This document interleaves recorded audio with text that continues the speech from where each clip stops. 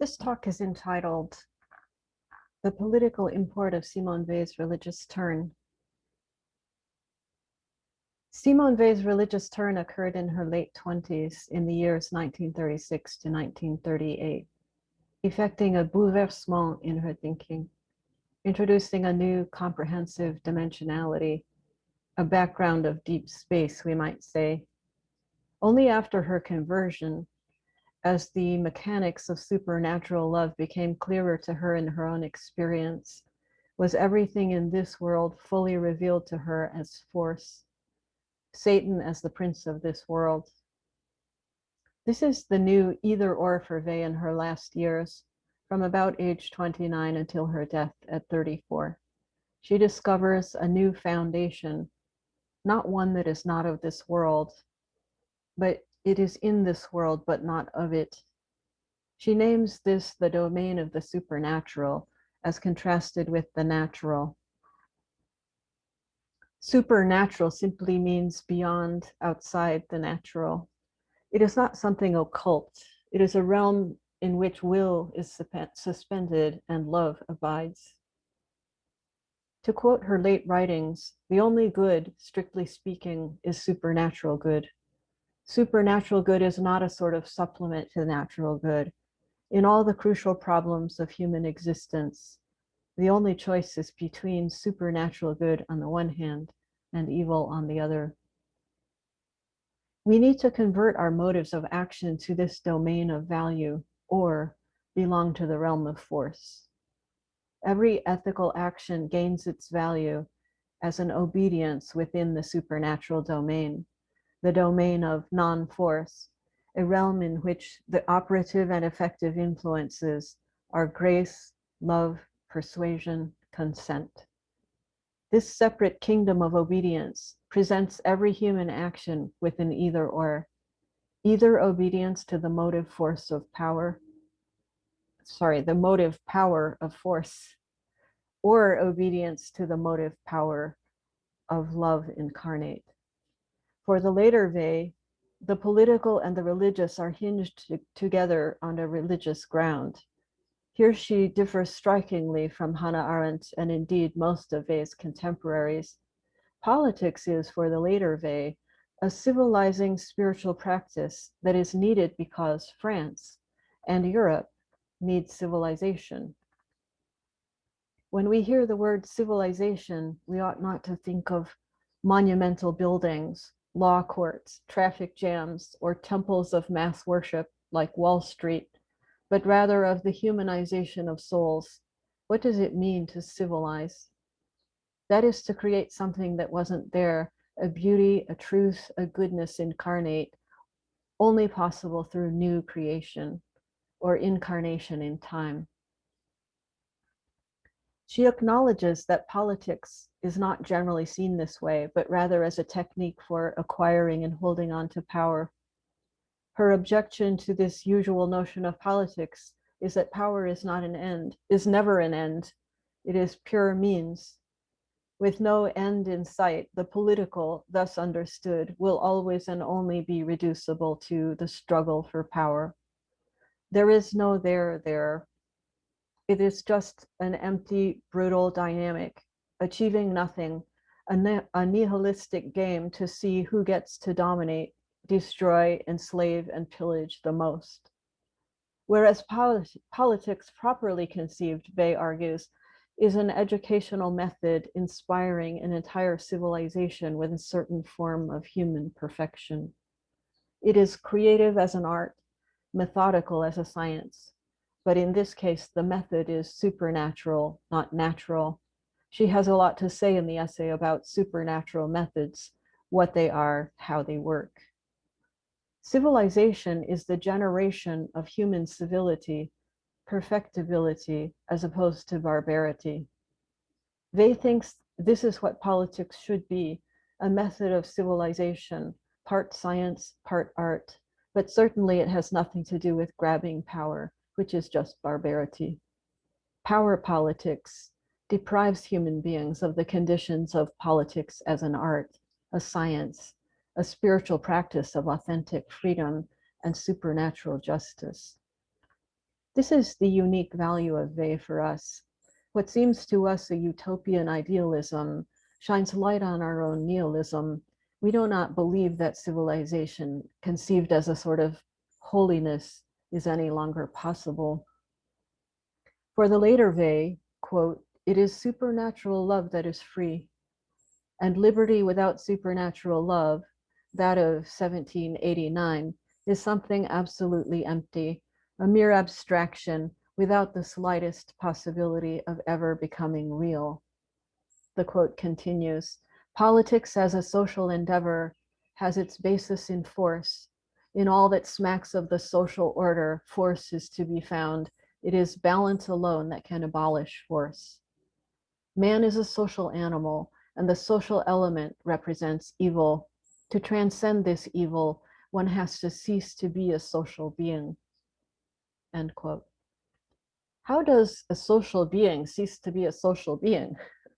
By decreation, decreating the social constructs that say I and we. Thus, Weil's gravity and grace dichotomy applies fully within the domain of politics. Power politics is grounded in gravity. Grace is the basis of spiritual politics. She wrote her last major essay, L'enracinement, The Need for Roots, in spring 1943, 2 years after the fall of France and the Blitz air war against Britain. In the darkest of times, while she was working for the Free French Resistance in London. The essay is a self-examination to prepare her countrymen to gather their courage, whether for renewed combat, or for an extended post-war occupation by Germany. The true mission of the French movement in London, she asserts, is a spiritual mission before being a military or political one. The unique source of greatness for France lies in regaining contact with her genius. France faces a situation so unprecedented, she writes, that history is of little help. To respond, French genius must be reconstituted, not as belonging to the past, but to the present, looking forward, without a script. She calls for a methodical, quasi-scientific approach. One must carry in one's mind the notion of public action as a mode of education for the country. And this notion of public action, qua education, must secure a permanent place in the mind as a sort of baseline or platform, always informing what is to be done, a constant discipline and readiness for spiritual battle. Here Weil signals that public action in dark times requires a definite methodical approach. And for her, this has everything to do with the motive sources of action. Her first question is not what should I or we do, but by what motivation do I or we act? This marks the distinction between an evil and a good action. If one fights for the French resistance out of patriotic desire to return it to its former imperial colonial glory, then it is as evil to fight for France as it would be to fight for Hitler's Germany. Her question in L'Enracinement is, what would make fighting for France good? What is sacred about France, despite its historical failings, making it worthy of defense? What is its authentic genius? She writes, we owe our respect to a collectivity of whatever kind, country, family, or any other, not for itself, but because it is food for a certain number of human souls. France as a nation is not universalizable, but this universal respect for a collectivity in principle is.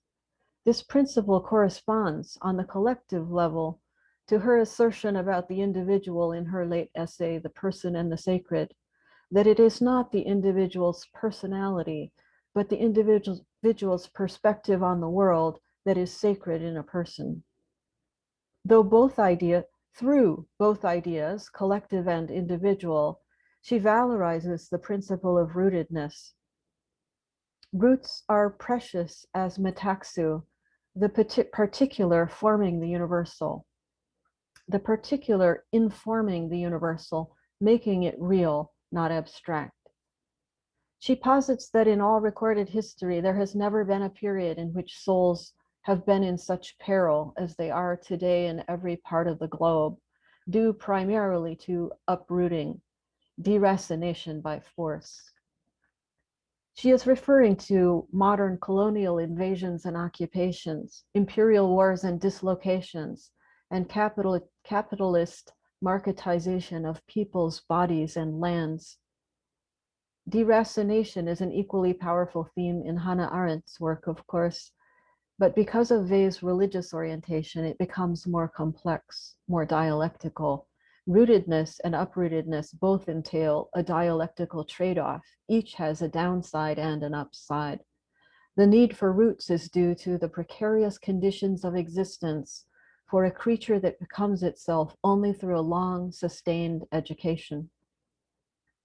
On top of the bare survivability need, there is the need for order, liberty, obedience, responsibility, equality, all the needs of the soul outlined in the first pages of L'Enracinement. Long-standing world cultures with their fixations of custom and belief provided sustainability, helped guarantee survival and the chance to flourish, but were commonly dysfunctional in other ways, inflexible and often cruel. Rootedness easily errs in the direction of chauvinism, the automatic privileging of one's blood and soil, one's tribe or nationality, one's culture or civilization over others. Uprooting opens the potential for universality, but errs on the side of a deficit of identity and integrity, aimlessness, dangerous empty abstraction, default of purpose and meaning, all the risks of nihilism. Roots are a metaphor implying creation, incarnation, the well springs of an absolutely particular life, materially grounded in place and time, in natural joy and flourishing. I experience natural joy in my native language, its songs and poems, the ways of my culture, my religion, all the creaturely comforts. Those of others seem alien, less appealing. Roots are precious, as Metaxu, yet because we are all chauvinists, we must uproot ourselves. Uprooting implies decreation, conversion to the universal. I embrace the entire universe only by uprooting myself, learning to be just toward the alien, the stranger, transplanting myself in the sky. Transferring my attachment to the world as a whole is the same as becoming detached, and is in fact a better form of it. It is amor fati. Quote, one must uproot oneself, cut down the tree and make of it a cross, and then carry it always. Uproot oneself from the social and vegetative angles. Have no native land on this earth that one may call one's own. In decreation, the intent is not to depart from creation, but far rather to become rooted in the universe as a whole. This means I must seek to conform to reality by way of a more and more expansive love, and not seek a reality that forces others to conform to me or my tribe. One must not be I, she writes, but still less must one be we. Decreation affects a shift from that which says I to perceiving all the things of the world as God loves them universally, for, quote, God loves as an emerald is green. This evenness and transparency is the very image of justice for Weil. The unprecedented nature of the historical times, noted already, demand a transformed new Christianity, a new religion, a new saintliness. If a new Christianity should prove impossible, she writes, then there is need for a new religion altogether. Either a Christianity so modified as to have become a different thing, or something else. This new saintliness would be like a fresh spring, a new invention, quote, equivalent to a new revelation of the universe and of human destiny. For the world needs saints who have genius, just as a plague-stricken town needs doctors. Let us keep in mind the moment in Assisi in autumn 1938, when something stronger than herself, obliged her to get on her knees. Quelque chose de plus fort de moi m'a obligée. This kneeling in obligation, binding herself to, was an elevation for her, an absolute obedience to something outside her that lifted her up.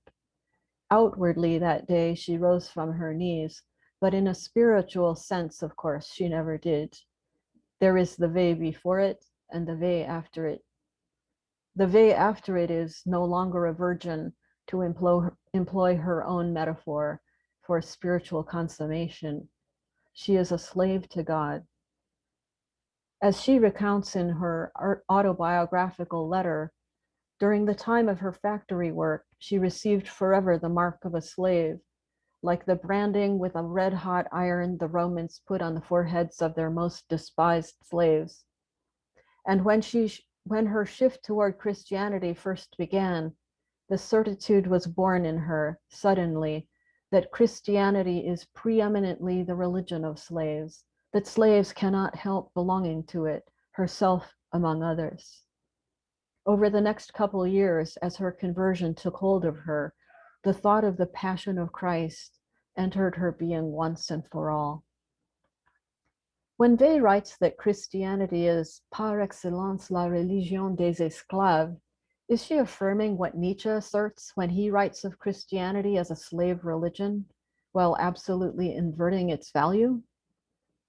Weil means that Christianity is the supreme religion of sufferers, the afflicted, those who live indelibly battered and scarred by tragic fatefulness, coercion, and violence. To speak of the slave, Greek, Roman, or modern wage slave, is to touch the most potent issue of all for Weil, because the slave embodies the epitome of affliction, an abject suffering bereft of recourse or succor.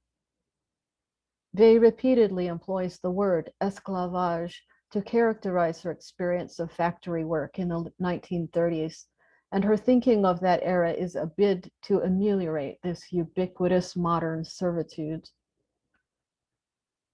The late economic anthropologist David Graeber has argued, like Weil, that capitalism is a transformation of slavery, not an elimination of it.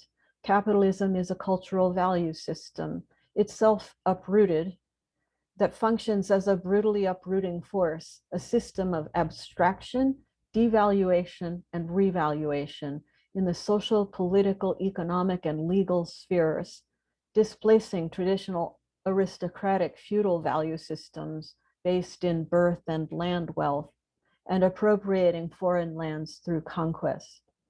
In Imperialism, Arendt analyzes this uprooting as the political emancipation of the bourgeoisie.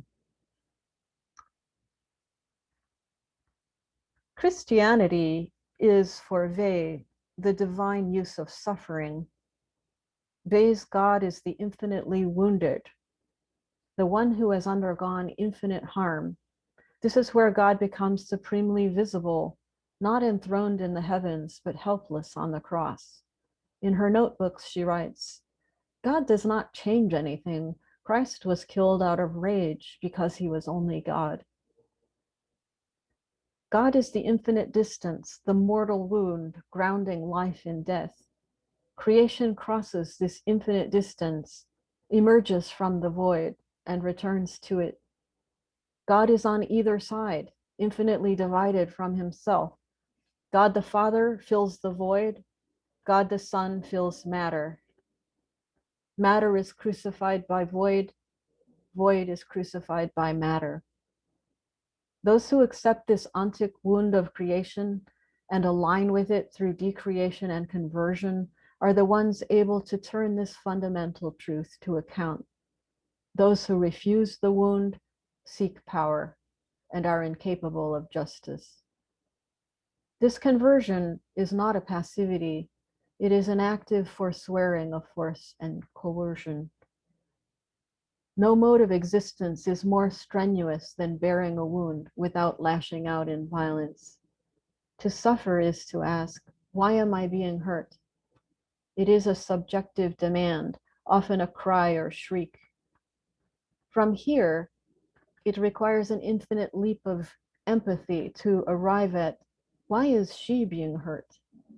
An objective observation, an attention that lends reality to the violence, torture, rape, imprisonment, deprivation that she suffers. Kierkegaard wrote, most people are subjective toward themselves and objective toward all others, frightfully objective sometimes, but the task is precisely to be objective toward oneself and subjective toward all others.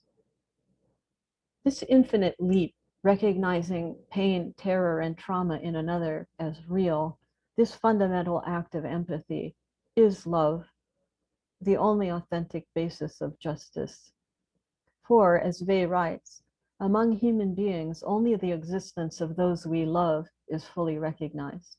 Belief in the existence of other human beings as such is love. Love in the form of justice conjures the pain and need of the other into existence, into my existence, giving me a part in that pain and need, and a formal co-responsibility for it. A loss of freedom occurs when one hears another's cry of pain.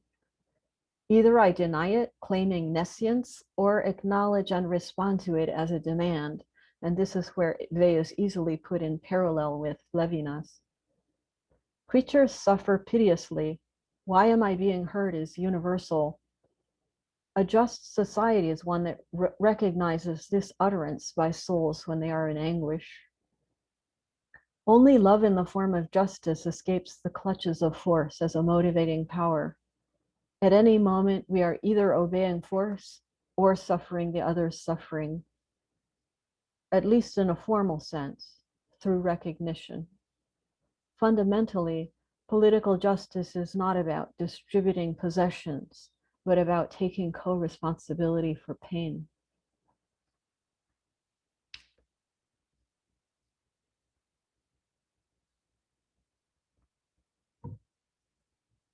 Who before Weil heard the anguish of the slave, the woman, the stranger or foreigner, the poor and disenfranchised, declaring them worthy of regard as human? It was not the Greeks. Greece was a slave civilization.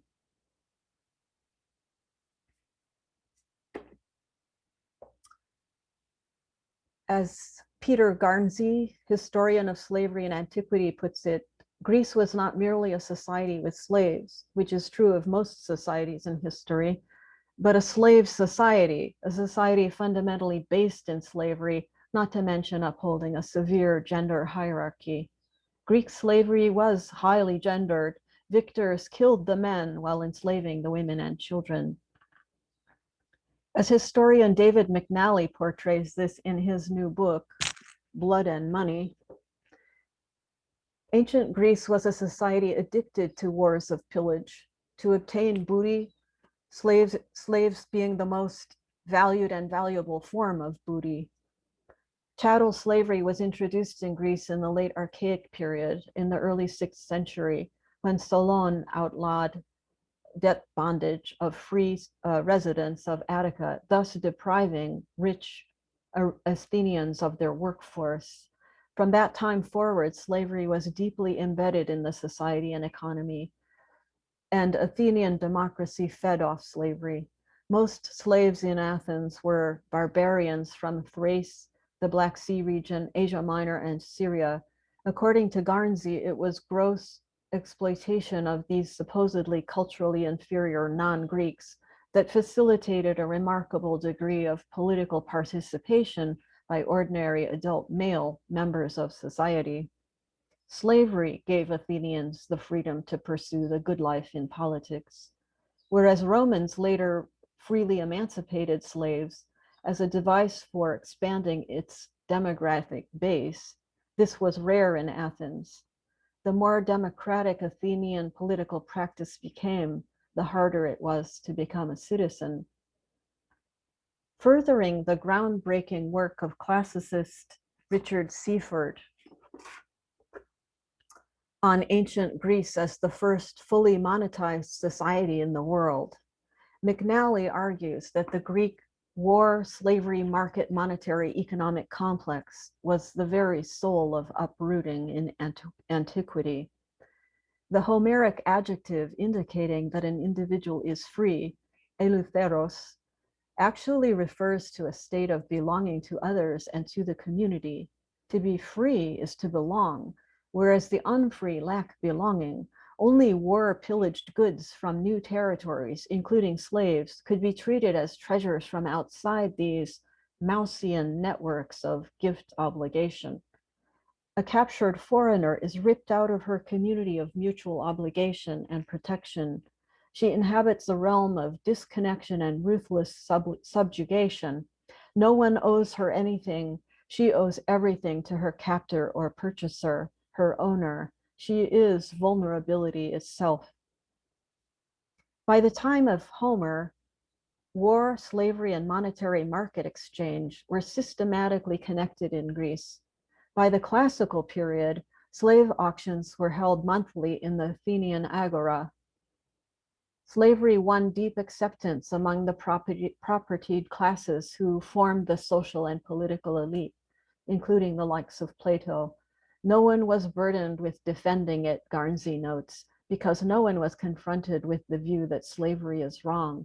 It was held to be the natural scheme of things. As Aristotle wrote in Politics, a slave is a living possession that wholly belongs to his or her master, and he who is by nature not his own, but another's man, is by nature a slave. Book 1, Part 4. A nice tautology, one who is owned by another or sold on the market as a slave is by nature a slave. Plato's Republic argues that it is in accordance with reason that the higher born rule over the lower born, masters over slaves, the strong over the weak, the wise over the less wise, and perfectly needless to say, it is beneath saying men over women. Vey's solemn and pathetic reading of the Iliad does not pause at the way Achilles boasts about the droves of slaves he has captured, or his moping about having his prestige booty, an enslaved noblewoman named Briseis, demanded from him by Agamemnon. Vey reads the agonic war scenes of the Iliad as tragic depictions of cruelty and death, whereas classical scholar and archaeologist Emily Vermeule makes the case that a grim humor is at work in the poem's treatment of battlefield slaughter, one reflecting a special Greek taste, their picturesque and unsentimental ballet scenes, she says, being the ancient equivalent of silent movies. Think Braveheart, maybe, or the operatic beauty of Kurosawa's Ran. This does not discount Vey's reading of the Iliad as a poem of force, but it is certainly more a poem of entertainment than she was aware, a poem in a complex Greek way, both tragic and comic. E.M. Butler, in her 1935 study, amusingly entitled The Tyranny of Greece Over Germany, a study of the influence exercised by Greek art and poetry over the great German writers of the 18th, 19th, and 20th centuries, argued that except for Nietzsche and the Swiss poet Spittler, German literati simply did not perceive, quote, the dark background from which the Apolline art they worshipped sprang. Vey, a victim of this tyranny, was so mesmerized by the Greek taste for mathematical order, equilibrium, and beauty that she did not see the cruelty, the brutality, the touch of perversity, and indeed barbarity. Nietzsche was perhaps the keener analyst of the Greeks because attitudinally he shared more in common with their inveterate elitism, whereas Vey slathered the Greeks with generous doses of Christian eisegesis. Vey sought to root Christianity in Greece and ancient Mediterranean civilization, not in Judaism. Exhibit A is her 1940 letter to her brother Andre, the one decrying Nietzsche as incapable of understanding the Greeks. And Exhibit B is her 1941 letter to Déodat Rocher.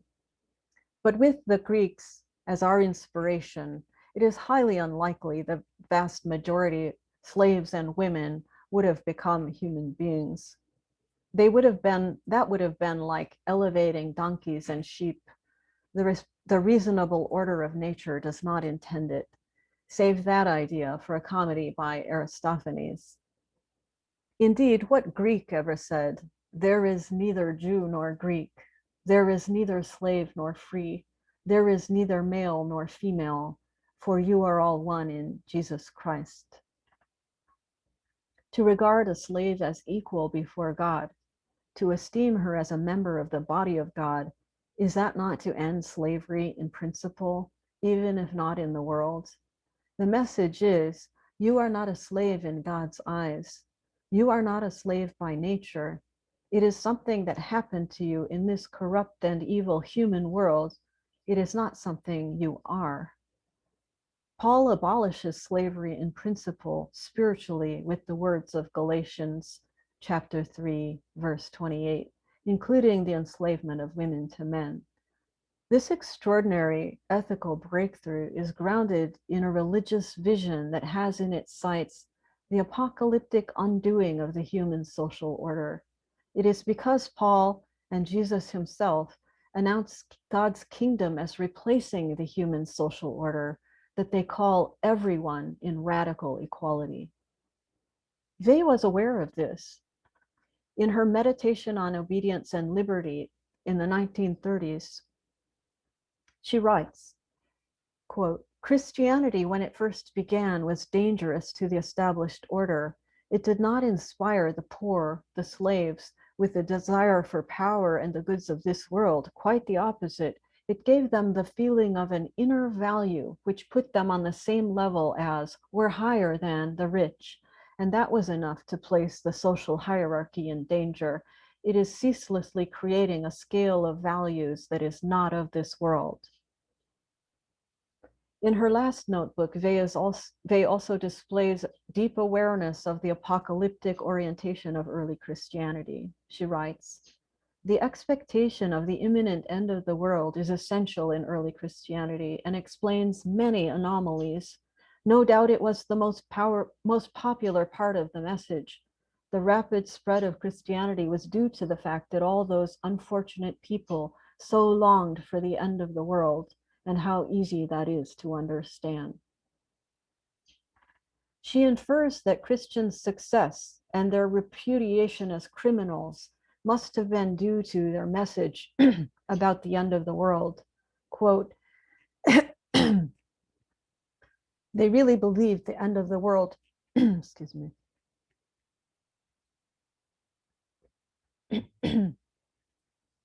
"They really believed the end of the world was coming, and they called it the good news. It is not surprising that this good news had such a success among the slaves. Waiting for the approaching end of the world shaped the whole attitude of the early church. They believed, as was natural, that the crucifixion formed the actual threshold of decreation, and hence the incarnation was essentially unique." Weil does not appear to grasp that this late Jewish, early Christian apocalypticism embodied a fervent faith in a new era that would inaugurate a reign of God, a kingdom of God, in place of any human social political order, as Schweitzer, Kuhlmann, Bultmann, Taubes, and other scholars have argued. She is only half correct to assert that, quote, "the expectation of the end of the world was a collective, a cosmic equivalent of suicide. The suicide exits life out of despair, whereas the apocalyptic believer bids farewell to this world in order to join, as a saint, the new divine order that is imminently in formation." But she is quite right to assert that the crucifixion formed the actual threshold of decreation. This is indeed a cosmic scale decreation, an eagerness to see the violent and vicious world of force fall under judgment and disappear, so that a new era governed by God's grace and love may begin. Let us invoke this Advent as the Jesus-Paul apocalyptic complex, which advances in an ethic steeped in the prophetic faith of the Hebrews, now enlivened by expectation of a sort of cosmic theophany. Jesus, the Son of Man, rabble-rouser, love revolutionary, is recorded as having said, "Whoever would be great among you must be your servant, and whoever would be first among you must be slave of all. For the Son of Man came not to be served, but to serve, and to give his life as a ransom for many." Paul, Jew of Tarsus, gathered women and slaves, high-born and low, poor and rich, Jew and Gentile, indifferently into the sacred body of Christ. No one is rejected for lacking sufficient humanity to build up the temple of God. All are equal, for none is righteous, no, not one. Romans 3:10-12, borrowed from the Hebrew Psalms 14 and 53. Because we are all captive to sin, none is worthy, Paul argues, not one. But Jesus, by his blood, has rendered all worthy to be children of the promise. No one is worthy, yet all are offered redemption. This is the soul of Simone Weil. The Jews enabled Weil to read the Greeks as proto-Christian. The universality of love and mercy in her work is a Jewish apocalyptic universality, certainly not Greek. She hears all creation as a pathos, the heart-rending strain of God's silence in response to Jesus abandoned on the cross. This is not Plato's good. This is the good of a manumitted slave. Nietzsche was quite right that a completely inverted value system is made available in the last of the Hebrew prophets, in Jesus and Paul, a reevaluation of values that casts down elitism and raises up the one who asks, "Why am I being hurt?" Weil was infatuated with the Greek taste for order and equilibrium, but Greek order included in itself first and foremost the ordering of slave versus free, the ordering of women as unfree servants to the ruling class. It was a beauty, an equilibrium, a so-called democratic equality that banished odysseys of agony and Iliads of heartbreak underneath the plane of visibility. Wiped out of sight, throngs of accursed, afflicted souls seemingly do not exist, not even for Simone Weil. How was she able to gloss over this? That the invisible foundation of what she calls the Greek miracle was not a heavenly equilibrium, but a brutal proto-Roman complex of intertwined war, slavery, ethnic racism, and misogyny. Ethnic slave racism of the kind the Greeks practiced, Arendt points out, is always closely tied to contempt for labor, hatred of territorial limitation, general rootlessness, and an activistic faith in one's own divine chosenness. All of these features tar the Greek miracle. Certainly, this is a puzzle. My question is, can this puzzle help us to think about roots? On the one hand, while reviling ancient imperial Rome, they overlooked the deep continuities between Greek and Roman brutalities, Greece being, with respect to slavery, in certain ways more brutal than Rome, according to a number of classical scholars. On the other hand, reviling Judaism, they denied the deepest roots that actually nourish what was most sacred for her about Christianity, its pure universality, its beauty in the form of divine pathos, the notion that suffering opens one to theophany. She believed that Christianity could be rehabilitated and redeemed from its corruption by Roman power lust from the 4th century forward, but she did not believe that Judaism could be redeemed from its pre-exilic Iron Age hubris. This impelled Weil to graft in a set of spurious roots, identifying the Greeks as the inspiration of all Christian truth and beauty, proposing the Pythagorean brotherhoods, Orphism, Socrates, and Plato as the forerunners of Jesus. This is an estimation the Greeks do not deserve. Meanwhile, the Jews were denied their world-transforming ethical breakthrough, epitomized in the Jesus in the genius of Jesus and Paul. Let's call this the roots switcheroo.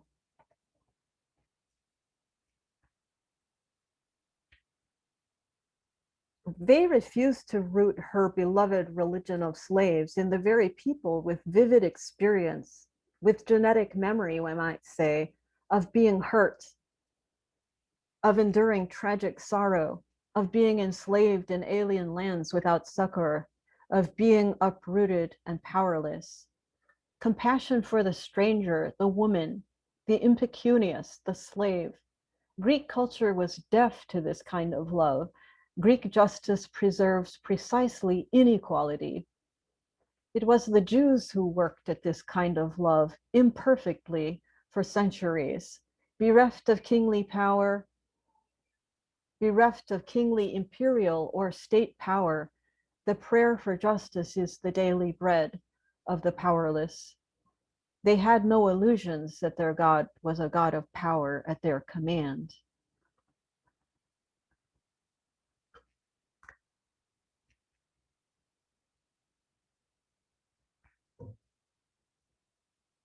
The theological underpinnings of Weil's later political outlook can be sketched thus. God is not this or that good, but the good itself, a universal good that does not exist in the world. Every human being suffers the condition of being bereft of this good, longing for this good, never possessing it. Quote, "The hunger of the soul is hard to bear, but there is no other remedy for our disease." We never have the good, we never are it. The good descends. Hence, longing and praying for good to descend and take on flesh through our actions is the only actionable good for us. Grace can only be a real laboring under the yoke of gravity. One must live in this world, after all. This establishes a formal universality globally, the basis of a new politics. All are equally far from the good and equally near to the good, all inhabitants of the globe. Why does only a new Catholic religion make possible a new politics, a new social order? Because a truly universal love, for Weil, is the grounding rationale of justice. A love that falls short of fully global inclusion is not capable of pure justice.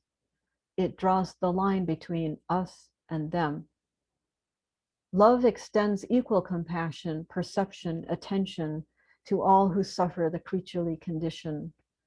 I long for the good, my soul is lacerated when evil is done to me. Recognizing this naked creaturely condition as universal provides the gold standard of justice. Justice is a rootedness in the world as a whole, at once both local and universal, real, not imaginary, but not limited by blood and soil, tribe or creed, nation or border. Rootedness in the world as real, side by side with the real neighbor, near and far, similarly rooted. This is paradoxical. To render the world real, we must use our imagination, giving existence to everything that lies outside us, exhaustively. The love that I have for my realm of particularity is extended by imaginative analogy to all particularity as having equal value. Justice is extended by this analogical transference globally. An anonymous love for all creation, all existence, is extended on analogy with our particular loves. This is what it means to love as an emerald is green. It means expanding one's perspective by analogical transference to the point where reality is evenly distributed in the universe. Quote, "If I were to think of everything that is limited as limited, there would no longer be anything in my thoughts which emanated from the I. God and creation would then be in contact with me, would be in contact via me." True justice, as a political value, devolves from love for what is sacred beyond one's ken.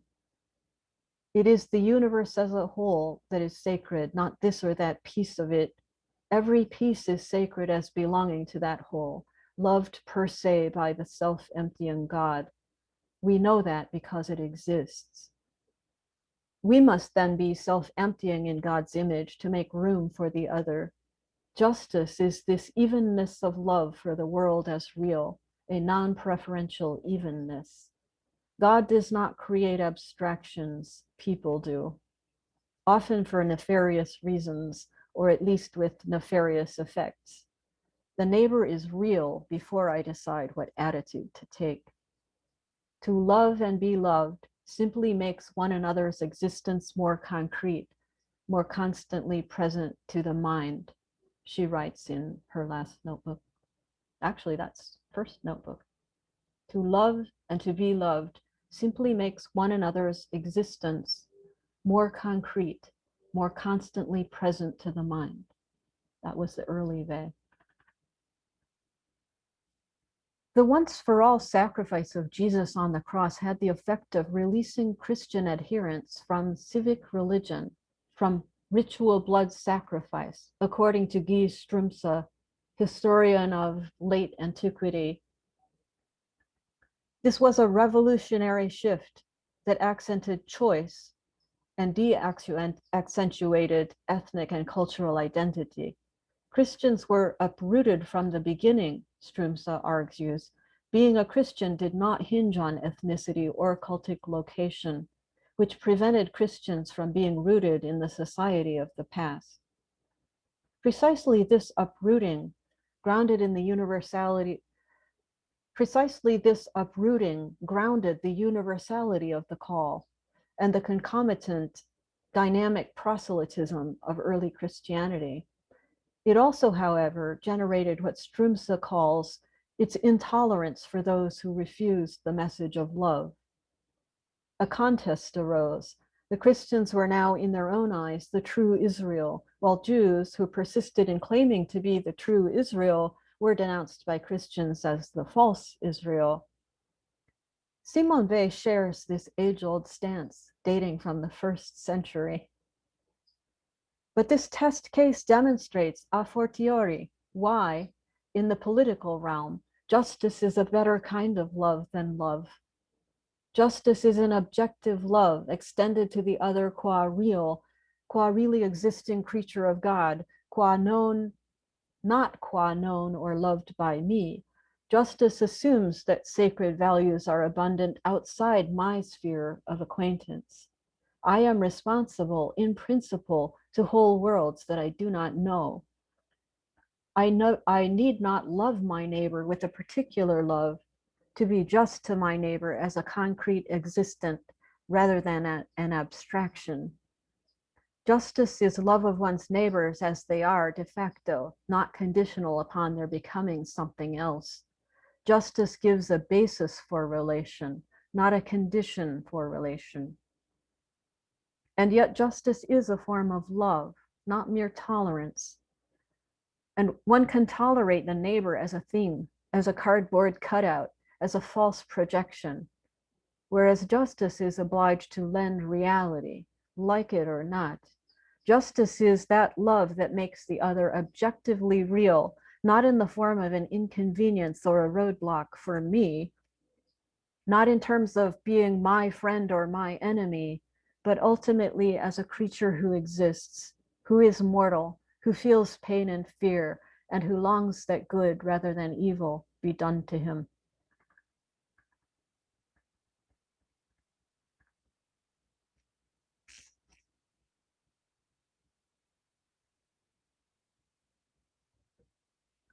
While commands of supererogatory love pertain appropriately in the religious realm, justice in the form of love, appropriate.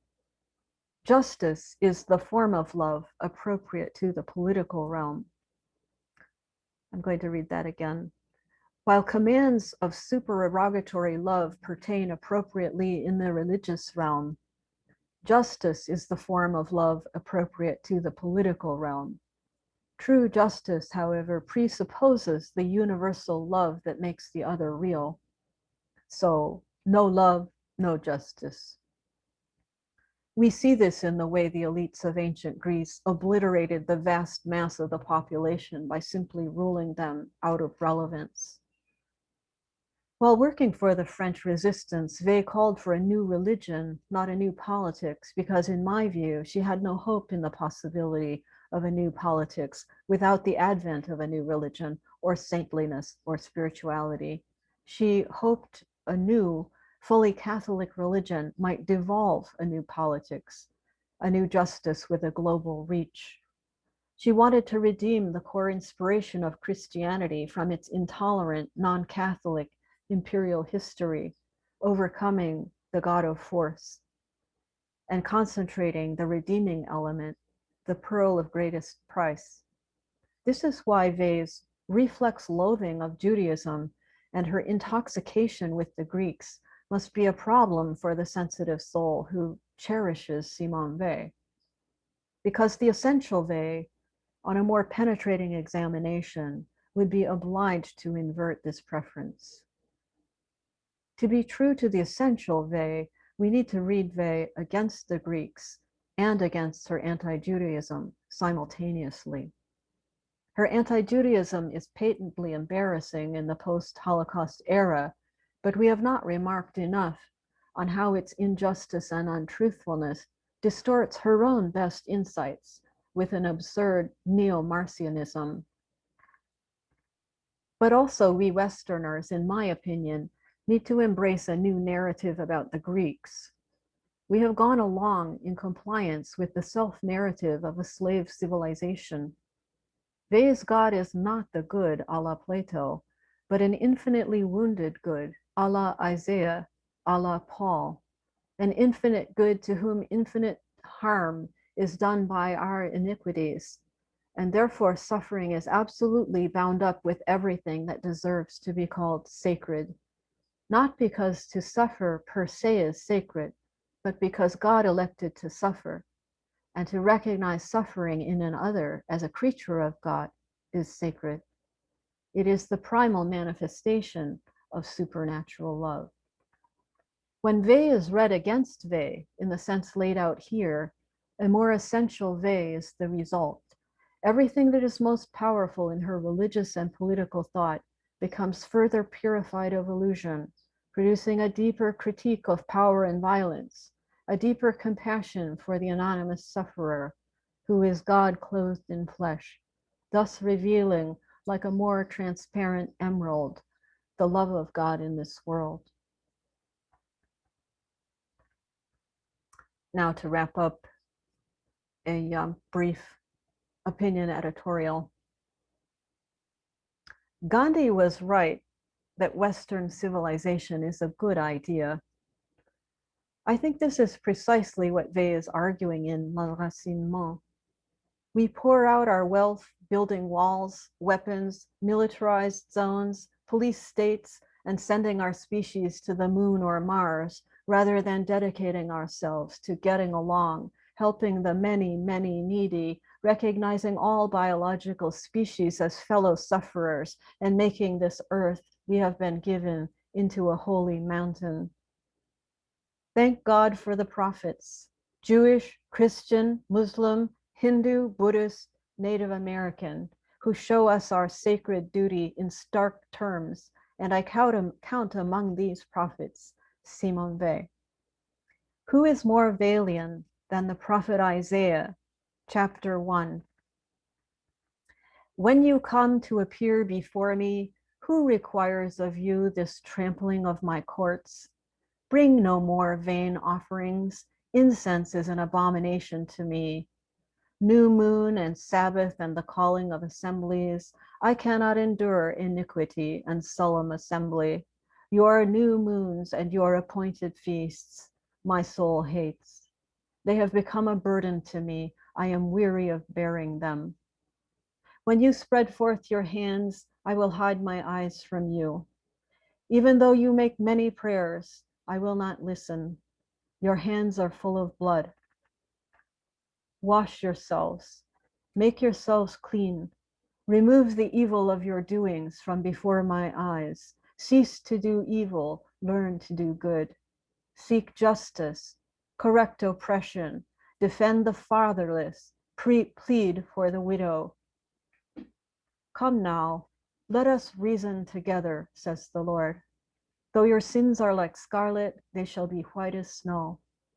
Though they are red like crimson, they shall become like wool. If you are willing and obedient, you shall eat the good of the land. But if you refuse and rebel, you shall be devoured by the sword, for the mouth of the Lord has spoken.